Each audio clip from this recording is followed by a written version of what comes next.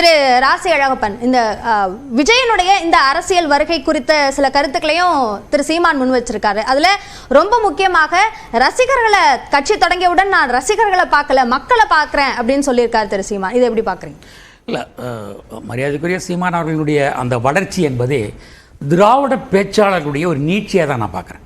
ஏன்னா இங்கே இருக்கிற மக்களை சொற்களால் வசியப்படுத்தி தன் பக்கம் இழுப்பது என்பது பேரறிஞர் அண்ணா, கலைஞர் மு கருணாநிதி வழியாக வந்த நம்முடைய சொல்லாடல் தான். ஏன்னா ஒரு மொழியின் மூலமாக ஒரு அரசியல் நிகழ்த்தி அதன் மூலமாக தான் வந்து வாக்குகளை பெற்று இன்று 70 ஆண்டு காலம் வாழ்ந்துகிட்டு இருக்காங்க. நாம் ஒன்றுமே இல்லாமல் பராரையும் பஞ்சமாக இருந்த ஒரு மக்கள் சமுதாயத்தை இந்த திராவிட இயக்கங்கள் தான் கொண்டு வந்து கொஞ்சம் கொஞ்சம் மேலே வந்தது. ஆக இந்த இயக்கத்தில் இருக்கிற நிர்வாக பிரச்சனைகளை பற்றி பேசுது ஒரு கட்சி என்றால் அதை வரவேற்கலாம்.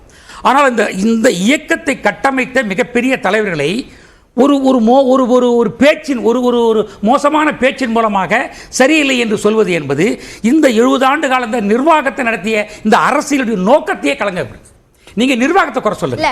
திமுக தப்பு பண்ணுது, அண்ணா திமுக தப்பு பண்ணுது, நான் சரியாக செய்வேன்னு சொல்லுங்க. அவர்களை எதிர்த்து தான் அரசியல் பண்றதுக்கு அவர் வரேன்னு சொல்றாரு. அப்ப அவர்கள் சார்ந்த எதிர்கருத்துக்களை அவர் முன்வைக்க தானே செய்யறாரு. அதுதான் சொல்றேன். அவர்கள் 70 ஆண்டு காலமாக மக்களை மேம்படுத்தி இருக்காங்க.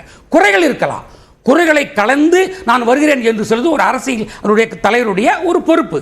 நான் உண்மையாக சொல்கிறேன், இந்த காலத்துடைய ஒரு அரசியல் பொறுப்பு. மிகச் சிறப்பாக பேசுகிறார், நீ இயற்கை வளத்தை காப்பாற்றுகிறார், மொழி பேசுகிறார், அதெல்லாம் கரெக்டு. ஆனால் இந்த சமூக மக்களை மேம்படுத்திய ஒரு தலைவரை தகர்த்துவை என்பது ஒரு எதிரி செய்கிற வேலை.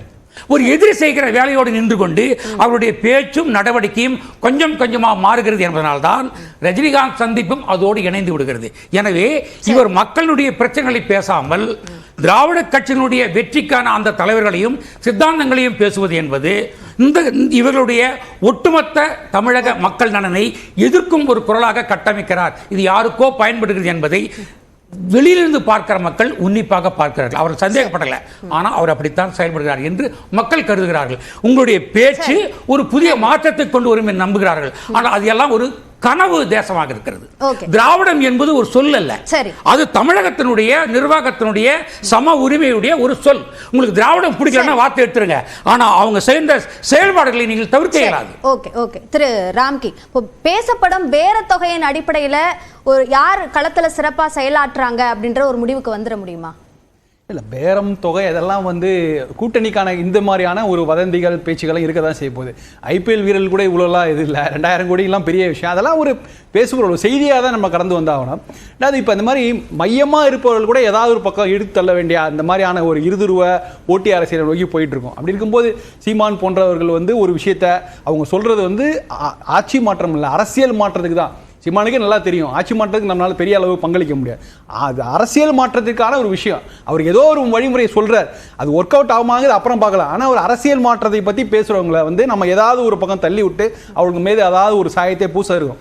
ஆனால் அடிப்படையில் இதுக்காக தான் அந்த மாதிரி சங்கி உடன்பிறப்பு என்பது எல்லாமே ஒரு வெறுப்பு அரசியலோட வாங்குதான். அடிப்படை என்னன்னா அச்சேதின் என்பதும் விடியல் என்பது அச்சேதினுடைய அழகிய தமிழ் வார்த்தை தான் விடியல். ஆக்சுவலாக அதுதான், எல்லாமே ஒன்று தான்.